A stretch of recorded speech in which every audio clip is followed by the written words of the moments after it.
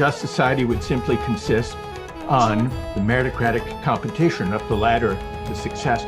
That idea actually is not an alternative to inequality. If you think about it, it's a justification for inequality. So the farm was my escape to be with animals, for them to treat me like I was nothing, to tell me that I was but one dot in the larger scheme of life. Pakistan's history has evolved. There were very specific limitations and circumstances that in which one thing led to another, and that's how I read it or choose to read it. We're absolutely delighted to be able to present a new season of JLF at New York in association with Asia Society, New York. We have lined up for you some wonderful ideas and themes and speakers, and I do hope that these will fire your imagination, your mind.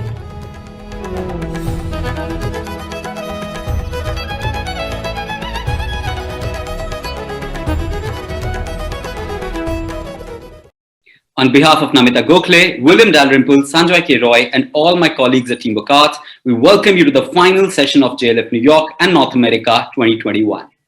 A Time Outside This Time, Amitava Kumar in conversation with Sabrina Dhawan. Amitava Kumar's latest novel, A Time Outside This Time, is an Orwellian adventure steeped in moral dilemmas, disinformation, and discord. An academic's attempt to put pen to paper at an artist retreat is plagued by the noise of the outside world. Surrounded by the venom of 24 hours news and social media, the narrative is a sharp portrait of the post-truth era where misinformation is gospel. In conversation with renowned film writer and professor at New York University, Sabrina Dhawan, Amitava discusses the ways in which truth gives way to fiction and gives us a glimpse into his writing process. Introducing our speakers for today, Amitava Kumar is a writer and journalist. He is the author of several works of nonfiction and 3 novels. His last novel, Immigrant, Montana, was on the best of the year list at the New Yorker, the New York Times, and the Globe and Mail. His new novel, A Time Outside This Time, will be out from Knopf in October. Sabrina Dhawan's debut feature, Monsoon Wedding, won multiple awards, including the Golden Lion at the Venice Film Festival, nomination for the Golden Globe, and a BAFTA for Best Foreign Film. Other credits include Cosmopolitan for PBS and Kaminey, Rangoon, Ishqiya with Vishal Bharadwaj. She is currently writing a feature screenplay titled Spice Route for producer Susan Cartsonis and developing a limited series show of the book Djinn Patrol on the Purple Line for Filmwave Productions, UK. Sabrina is the Area Head of Screenwriting and a professor of dramatic writing at the Tisch School of the Arts, NYU, and has taught at filmmaking labs around the world. Do follow our social media handles to get notifications on the upcoming sessions. In these difficult times, we have struggled to bring you JLF New York 2021 without charging a registration fee. Please support as generously as you can to ensure a free, seamless, and continuous flow of knowledge. Simply click on Support JLF option button on the right-hand side of your screen. Your contribution is greatly appreciated. Ladies and gentlemen, now presenting A Time Outside This Time, Amitava Kumar in conversation with Sabrina Dhawan. Sabrina, over to you. Thank you. Hello, Amitava. Good morning. Hi, good morning. Salam. Salam. Anji. So I've been informed I need to mostly keep this in English, which is very hard for me when I'm speaking with Amitav because we tend to go back into Hindi and usually into music. So the first question I wanted to talk to you about is, so reading this book, I was, I often forgot that it was fiction, which I'm sure a lot of readers would have. I mean, the book was magnificent. It was so true, even though it's about fake news and it's fiction, but it's fiction. It also felt like it could be a memoir because there's a lot of stuff which feels very close to you, having known you, those things feel true. And, on the other hand, there's also observation. You're also, being a journalist through the book. So it's many things and it's its own thing. What is this form of writing and how did you come upon it? Well, first of all, thank you to JLF for having us. And, Sabrina, I wrote this book so that you would read it. And this has been a giant ploy. This whole organization of this conversation has been a giant ploy on my part to get you invited so that you could read the book and then you could say these nice things that would give me hope and confidence. So thank you. Acha, now to answer your question. I think the most exciting work being done today, in my opinion, is in literature, is the blurring of lines. And it is not a new thing. Often what is new is produced by the blurring of lines between disciplines or genres that seem separated. And I thought one of the ways in which, if I was writing about fake news, if I was writing about news, one of the ways in which I could prompt the reader to be skeptical of anything they were reading would be to draw them into this space where they would have to ask, is this a memoir? Is this fiction? Is this non-fiction? Precisely in order to foreground questions of, Ki bhai, ye cheez kya hai? What is this thing? Does that make sense to you? It makes total sense to me. You know, because you take us and you put us in this place where, like all of us who live in the real world are feeling in the book, like, is this true? Even with, you know, some of the stories you had with, is his name Khalid? Khalid Farooq, yes. Khalid Farooq, yeah. You know, it unfolds in a really way where you think you know what it is, and then you are not sure that you know what it is. And it goes in multiple ways. And so in that way, you know, the book does play on like how we experience real life, which makes me think actually, Amitava Kumar, is that I have, and I think most of the world for the last almost 2 years now have felt steeped in complete anxiety and uncertainty because of the time we are living in. Reading your book made me also feel like this sense of anxiety about the world. And what, you know, because it brought everything in. It was strange when you wrote about the early times of the pandemic, because somehow they felt like it happened years ago, but it wasn't actually, it was just very recently. Time has become a strange thing. But what, is there any hope? Is there anything that we can like hold on to so we can not want to shoot ourselves dead? I set a lot of hope. I set a lot of hope by the act of writing. I think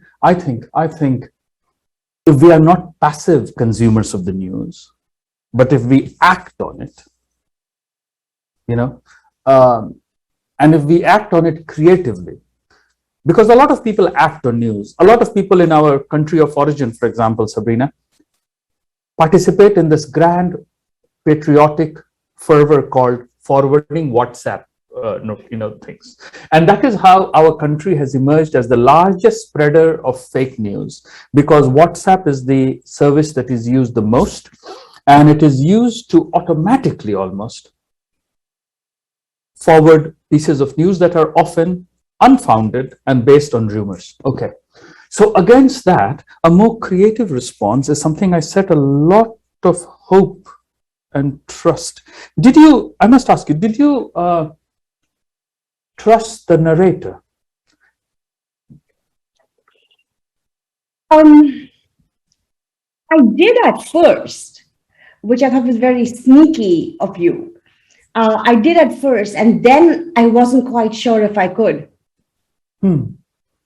Well, Sabrina, as in real life with you, I have always wanted you to trust the narrator.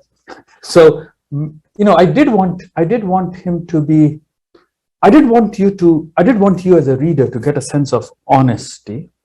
I wanted him to convey a sense of doubt or ambiguity so that you would not fully, because he does not himself fully know what can be done in every circumstance. But I did want him not to ever appear as an out and out liar. I wanted that to be reserved for those who condemn us to falsehood and who from positions of power rule over us. Does that make sense? It makes total sense. And I think for me, the things when you went later on, and especially with like Vani and, you know, the wife, I kept looking for you in all of that, you know, and maybe that's another bias I come into, particularly reading the book, or anybody who knows you, because they're searching for you. So that was the point where I started thinking, well, what is, you know. Yeah. I mean, listen, what happens in India? In India, we are taught to speak or write in English as a way of doing homework, or at least that was my experience in Bihar. You would come home, and when you sat down to do your homework, you would use English. You would speak to your parents in Hindi, you would speak to someone else in Bhojpuri. But when you sat down to do your homework, you would say the capital of Russia is Moscow. Okay. So the development or the move, the shift from that kind of use of English for me was coming to Delhi, reading Orwell, reading Kushwant Singh, Dom Morris, Anita Desai, and thinking, how do I describe the street outside in English? How do I describe the experience of sitting in the DTC bus in English? How do I describe the look in the eyes of the vendor selling something in Chandni Chowk in English? Okay. So the voice, I'm trying to say to you, the language has remained for me, the site of authenticity is a little bit of a reportorial or a non-fictional voice. And that is what I have used in this novel too. And in order to further advance that feeling, I thought, well, let my narrator actually be also a professor in upstate New York somewhere, maybe 5-6 miles away from my house, but you know what I'm saying. And that he should have also written a title, a book like mine in somewhere in the past, just so that I could experience this feeling that I was reporting. That was a way of jinxing myself, if that's the right word, of convincing myself that I should have a reportorial eye and try to convey what I'm seeing. And so some of these real life encounters, whether it is a prison camp in India, in a police camp in India, or it is an encounter with a young Pakistani man in America who has been taken by the FBI to Afghanistan, all of these come from that way of looking. So I wanted you as a reader, in a time of fake news, to invest some belief in someone with a reporter's eye, trying to convey, not in an authoritative sense, sometimes in a doubtful, ambiguous sense, his stumbling sense of reality. Yeah, because also the Satya, the author in the book, is himself not always sure of what the truth is. Say. So, we go with him as we discover what it is and as he investigates it. And, I think the thing that you were talking about earlier, the, WhatsApp and the social media fake news, it feels to me now that we have so much of it that I don't think I know enough always to know if it's fake or not. Some things are easily, fake, but some things it requires, like having access or investigating so much to know whether this is true or not, that I don't have the bandwidth or I don't know anymore. Yes. I mean, one of the points that Satya notices in the book, or notes down in the book, is that when the pandemic reached us, the World Health Organization announced that we were also faced with an infodemic. In other words, the flood of false information was also a pandemic amongst us, and we had to fight that. And I thought, because of what had been happening in recent years, that we did not have a real solid, we did not often feel that we had the terra firma under our ground. See? And so I should give the reader should experience one person's encounter with one version of news and then try to figure out, as he does, let's say in the case of the man in the police camp in West Bengal, the man he has to revise his truth. My understanding was very simple, Sabrina. I believe that it is the authorities, or rather the authoritarians, who have certainties. They harbor certainties in their heart. We as ordinary citizens and we as creative writers have to arrive at and revise our multiple truths in order to find out a truth that feels closer to existence or closer to reality. While those above us, can in any way, just hold their certainties or in some ways impose their certainties on us. So you asked me at the very beginning of our conversation today, how did it start or how did it come about, this notion? It is entirely true that, like Satya, I was reading the New York Times and Trump had already been elected. He had not been inaugurated yet. It was Obama's last week in office, and Michiko Kakutani, the literary critic of the New York Times, interviewed him. And Obama said that his daughter Malia Obama had been reading Ernest Hemingway, and she wants to be a documentary filmmaker, if I remember right, he said in the interview, and that she had liked Hemingway's dictum, write the truest sentence you know. And this is what Hemingway was going to do. Or humne socha, I thought, well, let my narrator write the most revealing lie every day. What is the lie they have been saying? Let's make a little note about it, every day. And I did do that. I did myself do that, and the book grew out of that. So, another thing, I see we only have 25 minutes left, and I want to ask you yes, some other stuff just in general about the WhatsApp epidemic, which I don't think is actually going to go away. But just on the book, what's also interesting is that when you read the book, it's about the people who are affected, sometimes, fatally by the proliferation of fake news. But it really felt to me the book was actually a call to the bystanders, and, Satya is also, of course, examining that question, like, what would you do if somebody of authority was, putting a boot on your neighbor? Yeah. But even with all of that, like even with, there's a piece about Satya's childhood where he is also observing, and so is his family, about riots that are happening in his hometown in Bihar, is that it's very much, which also strangely reminded me of one of the big lessons of the George Floyd protests and the Me Too movement was the sudden focus on the bystander, the person who said, who didn't do it, but also didn't do anything to stop it. Yes. So. Yes. Well, one thing I want to very quickly respond, especially thinking about George Floyd,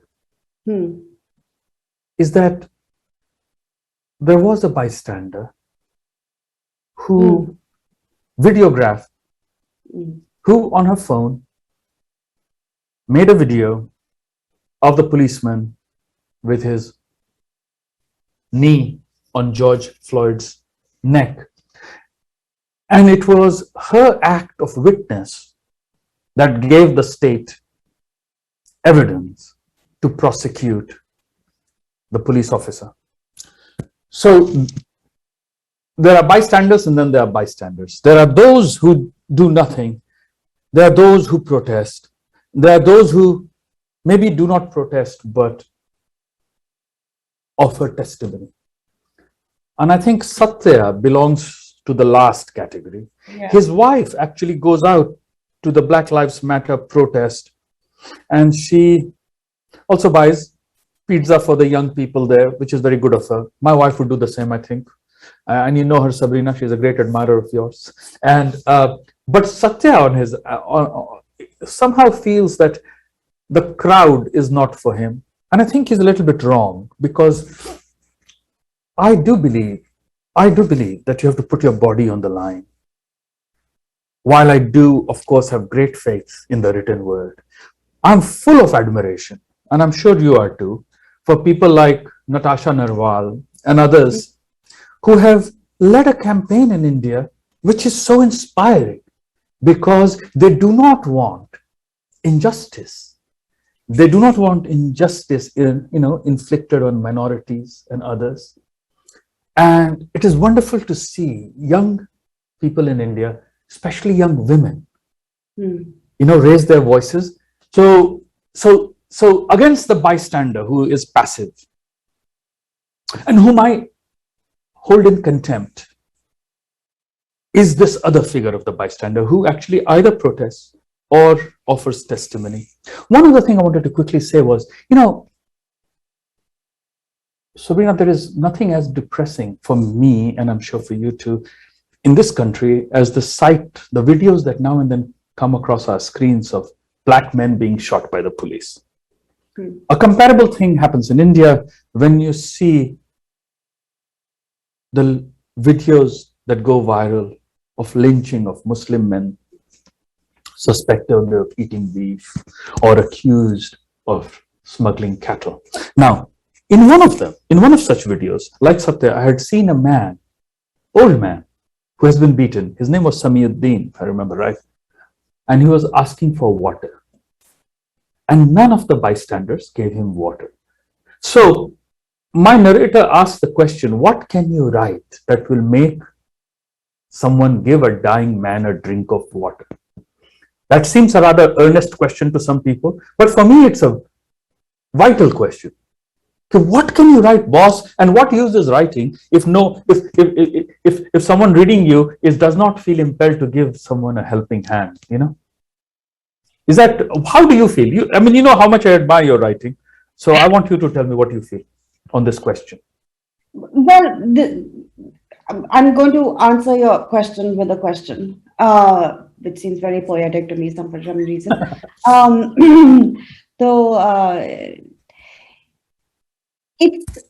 So you can write, you're a gifted, incredibly gifted, talented writer. I can go to protests, and so, we all can, and there are, whatever, maybe half a dozen protests in a year that we go to. The thing with the WhatsApp forwards and that fake news that comes every single day, multiple times. There is not a single Indian who is not on a family WhatsApp group getting those insane forwards from people who are otherwise educated. It's also sort of blown apart this facade that somehow being educated means having any sense. Thanks. In the early days of this, I used to be very engaged with countering that misinformation or asking people to unpack things that were as insane as whether it was, no Jews died in 9/11. This is from the India family, or the UN has awarded the Indian national anthem best anthem in the world. This idea that you would think the UN sits around voting on national anthems. So these are people with graduate degrees. And I used to get into these things, but then I realized that, which I think a lot of us have now because of, especially when you're engaged with any form of social media or WhatsApp, it is very exhausting at some point. Yeah. Also, you feel like you're not really quite changing anyone's mind. All you're doing is, reinforcing the notions that you're a shrew who can't hold her tongue and whose parents should have probably smacked her when she was a kid. So it's either you constantly battle, which is absolutely exhausting, or you become the passive bystander that you hold in contempt. Like, what are we to do? Yes, I understand what you're saying. I agree with much of what you're saying, except we cannot simply be one of those at all. We must find the third path. And I think one of the questions that I certainly started this project with was thinking, who dreams up these lies? What are the patterns of their thinking up these stories? What are their plots? And I don't know whether you agree, but I felt that all the plots in fake news are extremely predictable. They follow stereotypical lines. They are, in fact, not only reductive, they are utterly repeatable. And that the task of fiction then was to produce more complex realities. And that through these portrayal of these complex realities, hope to keep your sanity intact. I'm not very ambitious. I don't think we can be ambitious and immodest in our aspirations to transform the world. But I think it is important to keep one's sense of reality intact. Otherwise, you give in to the voice of propaganda. I also wanted to just note down, there is a passage where I just talk about why is it important to slow jam the news. And I just wanted, by doing that, I just wanted to say how depressing it is to see the change in one's own family, among one's own friends. Do you mind if I read a paragraph? I would love that. Why must one slow jam the news? Because all that is new will become normal with astonishing speed. You will go to visit your father and discover that he has pledged himself to the service of the great leader. Or you will visit your friend's house and it will take a minute or more to realize that a meeting is underway and now everyone is looking at you with suspicion. You notice one fine day that all the signs on the road have changed. Your town has a new name. Dogs have grown fat on flesh torn from corpses lining the street where you grew up. The beautiful tree outside your window is dead, has been dead for some time, and has in fact just now burst into flames. So that's what I feel, that enormous changes have happened in an astonishingly slow time. And the writer has a duty to record it. Just to keep your sense of reality alive. Nothing more. Not to transform. I think that's too immodest. But to document, to offer testimony. On the WhatsApp question, I have one other thought though. I do believe that the largest consumers, the largest users of WhatsApp are people in the darker nations, people in the third world, so-called formerly third world nations. I think those people who are the largest users should have some say in the policies.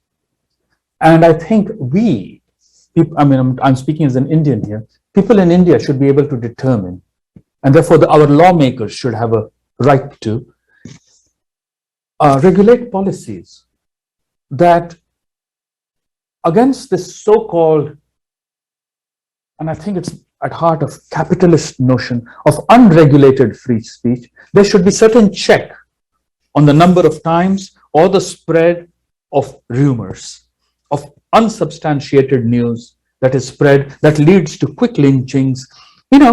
Someone will say, the police informs you through television that no, it's a lie, it's a rumor that kidnappers are in town, but nevertheless, someone is pulled out of the car and killed so quickly because they're suspected of being a kidnapper. There should be a way of regulating such corporations, is also I want to say. That is true. Of course, that also rests on the notion that people in power or, your government is actually committed to doing the right thing and not committed to winning elections, which is, how that's exactly right. That's exactly right. Whether in US or in India, there has been a rise of populism and a kind of corruption in that form that is very, very, very disturbing. Yes. Yeah.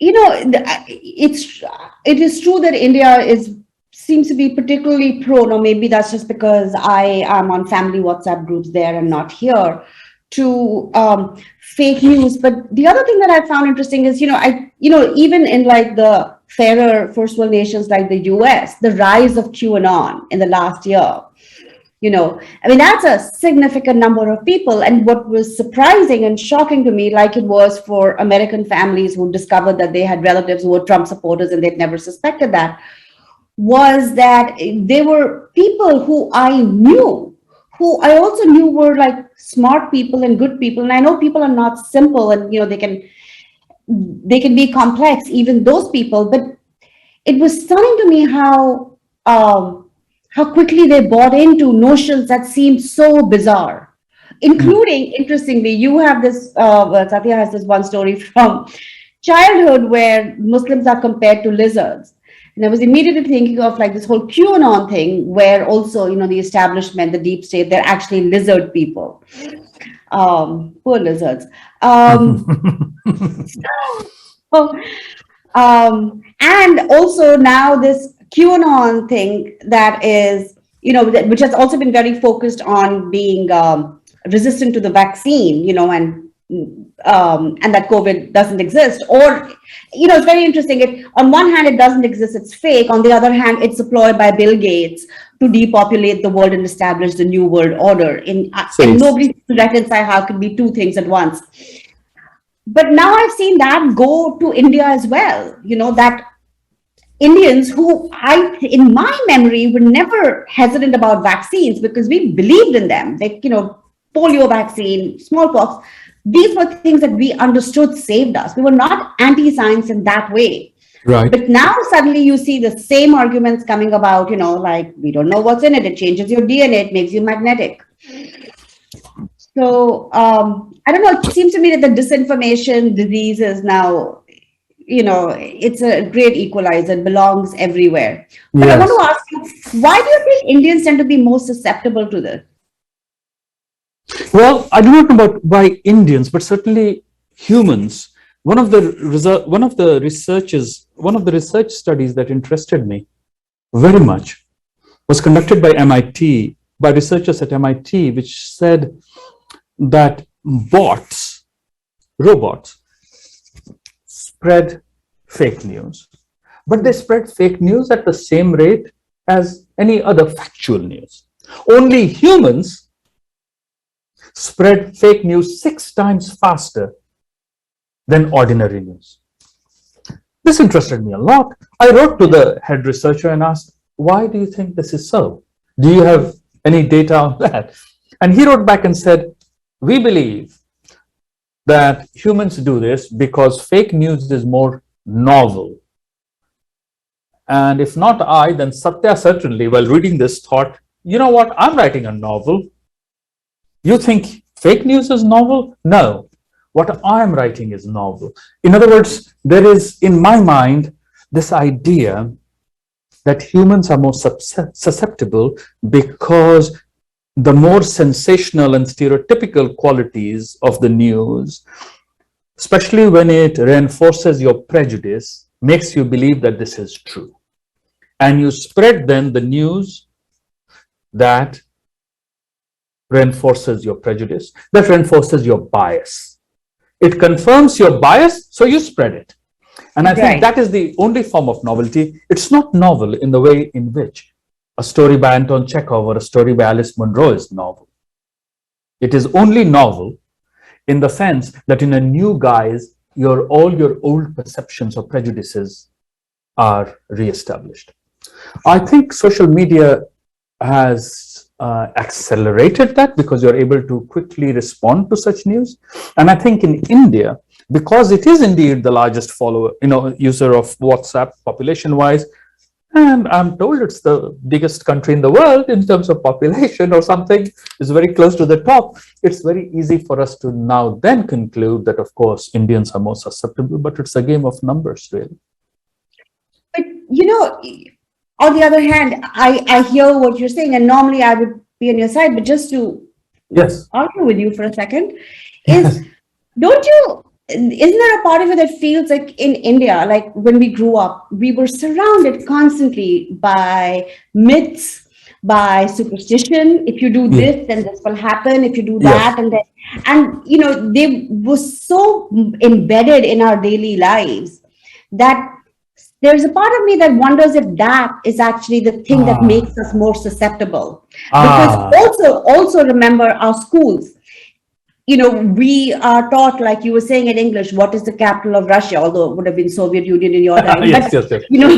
We are taught all those things, but we are never taught to critically think, to ever examine the written world. At least in our times, that wasn't the case. And I think that's still largely true now, which is why I wonder if Indians actually are more susceptible. Yes. I see what you're saying. A world of myth alive, storytelling alive. But I'm sure there must also be counter stories alive in that way, and we just don't have access to it through our education system. Acha, you were saying earlier, which pleased me no less in no little amount, that the memoir part, what you felt was a memoir of a childhood, etc., was moving, and that really pleases me a lot, because for me those are more at once authentic in the sense they retrieve or construct from the fragments of your past. You and I living in New York, going back in time, going back in place to recover what was beautiful, but also tragic or sad and wrong. So I feel good that that came alive for you. Oh, it absolutely did. And, the specifics of it, it really felt like this was a very truthful memory, from the point of view. And it's interesting how we view our past as immigrants living in America. And, it is also true the world has fundamentally changed from when we were kids to now, and like the internet changed so much. But how do you feel like living in America informs your writing, especially when you're writing about India? Do you feel a responsibility to the country in some sort of way? Do you mean India, responsibility to India or to the US? To a responsibility to India, but also like a consciousness of how it will be received? Yeah, there are several things. One, I always felt, especially in the early years, that I was missing out on things because all the stories were on the streets of India. I knew that there were stories here, but there were plain stories of nostalgia. They were not very complicated stories. I felt, how long can you keep on talking about someone standing beside an empty suitcase at the railway station, wanting to go and say, you know what I'm saying? कि भाई दिवाली आई लेकिन उसके बाद Diwali comes and you are thinking about what you're missing, stuff like that, or that dreaded call in the middle of the night telling you about something that has happened, which was true, but it seemed familiar after a while. And I thought the real stories, like new words, are being minted on the streets of the city I have left. So that's what I felt for a long time. Now my anxiety is, or has been for some time, that I feel that what I will say might be easily dismissed by someone who doesn't agree by saying, yeah, but you're an NRI, you're living abroad, what the hell do you know? Always, frequently. I went to Bastar a couple of years ago and I spent some time with people there. And I spoke, I spent, for example, time with Soni Sori. And when I came back, one day I was writing for the New Yorker, and I called up the police chief who had tortured her. And he said on the phone, you know what? Why don't you write about Trump's America? We know how to handle things here. And I thought, wow, here is a guy who committed atrocities on a fellow citizen, but he feels every right to dismiss me simply because I'm living elsewhere. And I resent it. So I have always had that anxiety, but also some resentment that why my act of witnessing. I believe in journalism, in doing journalism in India, because it allows me to discover parts that I have felt estranged from. It's also a way of remaining connected. So I really enjoy that, and I'm committed to that. So I feel a responsibility from a distance also of countering those other hyper-nationalist Indians abroad who are forever supporting the government in power. And I feel a great responsibility about that, how to always be the one, how to be part of those who oppose those strident voices that support power. So that's what I feel. What do you think? Yeah. Isn't that? Yeah, I do. What I've also, know that familiar thing of like, of being told that, you don't live here, you don't know how it works here, no matter what it is. If you go home and complain about how they like treat the home help poorly to, larger macro things, which the thing that surprises me, one is that, well, that doesn't keep you from having very strong opinions about America and the rest of the world, but also, why do you think you're in touch, living in your little ivory tower with 24 hours power and electricity? What makes you more in touch than I am? Yes. Talking as though like the divide between like rural and urban India doesn't exist for you. So it's such a ridiculous argument. Yes. We should clarify for our audience that you're talking right now of elite Indians in India. Telling you that you don't have a right to an opinion because you are not from here, but honestly, they are not from there as well. They're exactly, very well put. are, yeah. Very So well it's put. sort of a very specious argument. Are we running out of time? I saw a 5-minute thing, which is too bad because there is so much. I have to tell you something. I have to tell you something. Tell me. Right now, you won't believe me, but it's just a coincidence that we are talking today because I got up this morning at this residency where I am, and I'm writing an op-ed, and I drew on something you had written, and I had used it as a caption for a project. And my words were talking about the news. This is what a friend of mine wrote about a picture taken in the aftermath of the recent violence in Delhi. Heartbreaking is such an inadequate word. Rage is such an inadequate emotion. Do you remember that? Do you remember what You you were remember it talking- now. Yes. It was during the cab protests in Delhi. Yeah. It was, and it was a picture of a boy crying after Yeah. you see a body in front, you assume it's his father. And I think in the face of such anguish and in the face of our saying anything about it, if people try to discount our experience and our expression of rage or sadness, then those people are inhuman, you know, and we should not be cowed by any criticism. And I think my book was written out of that feeling or that experience. So in short, if it wasn't for me, this book wouldn't have existed. Yes, but you know, you're better. I can't tell you how grateful I am that you're talking to me, because you're someone. I remember some newspaper or something asking me about, you know, who would you want script written by, you know, X, Y, Z, and I said Sabrina Dhawan, because Monsoon Wedding. If you're talking about that was written, you're living abroad, and you wrote it, and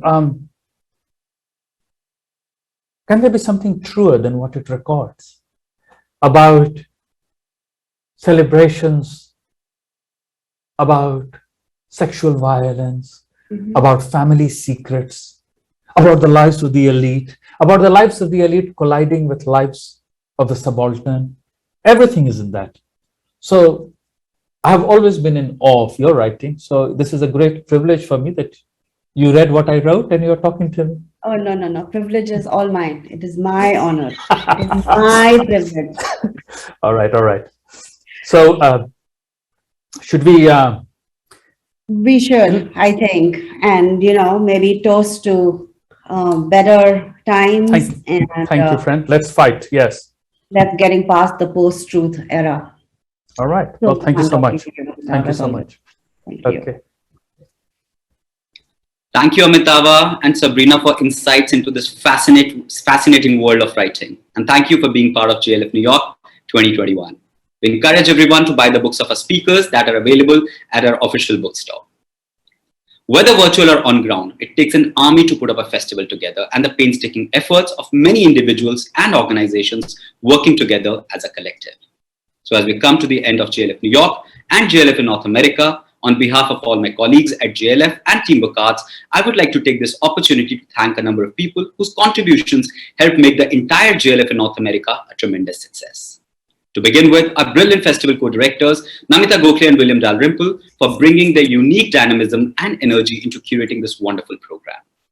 A stellar list of authors, thinkers, and speakers who joined us from across the globe and infused life into the sessions, creating diversity of dialogue and providing audiences with rare insights into the literary world, as well as current day affairs of global importance. A special shout out to our terrific partners for their invaluable support. From Toronto to Colorado to Houston to New York, you all have been pillars of the festival, and we hope next year we are able to produce the festival in person. To our viewers, supporters, donors, patrons, and friends of the festival, thank you for your continued support and interest in our programs. We are deeply grateful for the love and warmth we have received from you all, and will strive to keep bringing you top quality festivals in the times to come. Last but not the least, my lovely colleagues who have worked day and night to make this happen. Sanjoy, Anubhav, Sapna, Neha, Sammohan, Sharupa, Archan, Srishti, Riya, and the entire team at Team Bokats. On that note, JLF in North America comes to a close, but in case you missed any of the sessions, do keep an eye out on our social media handles for the individual videos.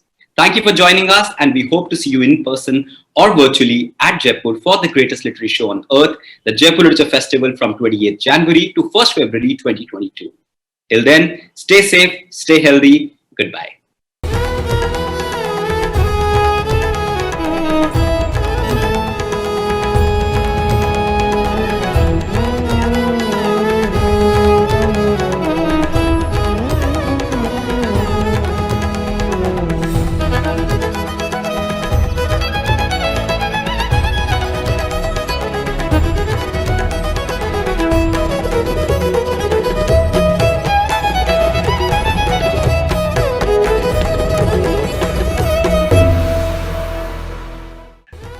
A just society would simply consist on the meritocratic competition up the ladder to success. That idea actually is not an alternative to inequality. If you think about it, it's a justification for inequality. So the farm was my escape to be with animals, for them to treat me like I was nothing, to tell me that I was but one dot in the larger scheme of life. Pakistan's history has evolved. There were very specific limitations and circumstances that in which one thing led to another, and that's how I read it or choose to read it. We're absolutely delighted to be able to present a new season of JLF at New York in association with Asia Society, New York. We have lined up for you some wonderful ideas and themes and speakers, and I do hope that these will fire your imagination, your mind.